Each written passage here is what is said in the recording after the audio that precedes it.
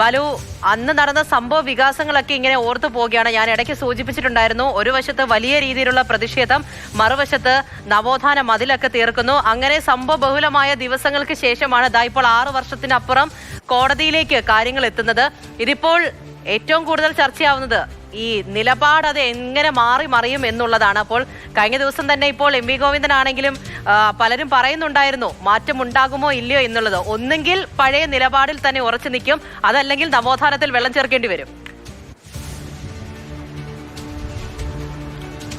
പൂജ, മാറ്റമില്ലാത്തത് മാറ്റത്തിന് മാത്രമാണ് എന്ന എം വി ഗോവിന്ദന്റെ വാക്കുകളിൽ നിന്ന് തന്നെ പലതും വ്യക്തമാണ്. ഏതായാലും ഈ മുമ്പുണ്ടായിരുന്ന നിലപാട് അതുപോലെ ആവർത്തിക്കുവാൻ സംസ്ഥാന സർക്കാർ തയ്യാറാകില്ല എന്ന ഒരു പ്രതീക്ഷയാണ് പൊതുവെ ഉള്ളത്. കാരണം ഈ ശനിയാഴ്ചയാണ് ഈ കേസ് ഇന്ന് പരിഗണിക്കുമെന്ന വാർത്ത പുറത്തു വരുന്നത്. അന്ന് മാതൃഭൂമി ന്യൂസ് ആ വാർത്ത പുറത്തുവിടുന്നു. ഏതാണ്ട് അരമണിക്കൂറിന് ശേഷം സുപ്രീം കോടതിയിലെ ഔദ്യോഗിക കേസ് പട്ടിക വന്നപ്പോഴാണ് സംസ്ഥാന സർക്കാരിന് ഉൾപ്പെടെ ഇതുമായി ബന്ധപ്പെട്ട് വിവരം ലഭിച്ചത്.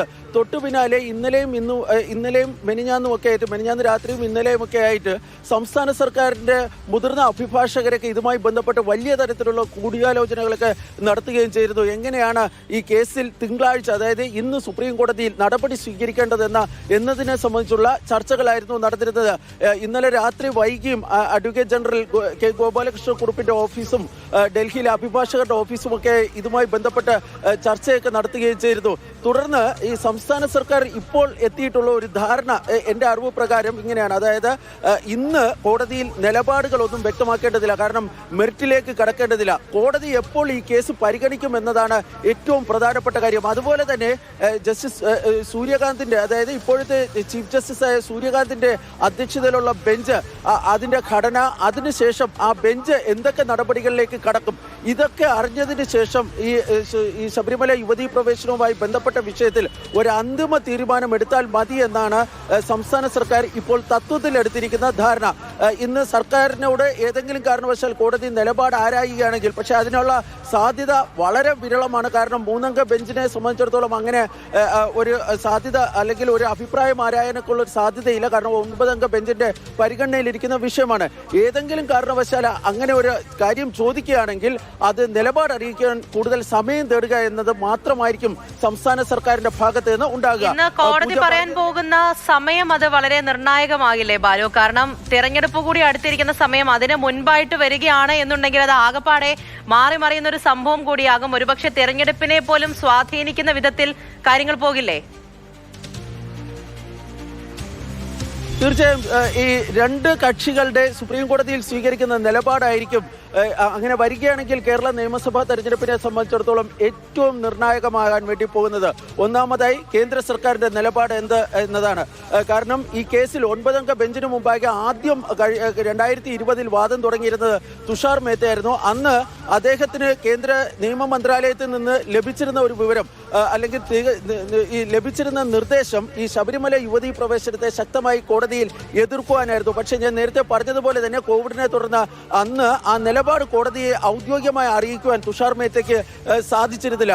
പിന്നീട് നമുക്കറിയാം, സമീപകാലത്തൊക്കെ NSS കേന്ദ്ര സർക്കാർ ഇതിൽ എന്ത് ചെയ്തു എന്ന ഒരു ചോദ്യം ആവർത്തിച്ച് ചോദിക്കുന്നുണ്ടായിരുന്നു. കാരണം സുമാരൻ നായരൊക്കെ പലപ്പോഴും വാർത്താ സമ്മേളനം നടത്തുമ്പോൾ ഈ ശബരിമല യുവതീ പ്രവേശന വിഷയത്തിൽ കേന്ദ്രം ഇതുവരെ എന്ത് ചെയ്തു എന്ന് ചോദിക്കുന്നുണ്ടായിരുന്നു.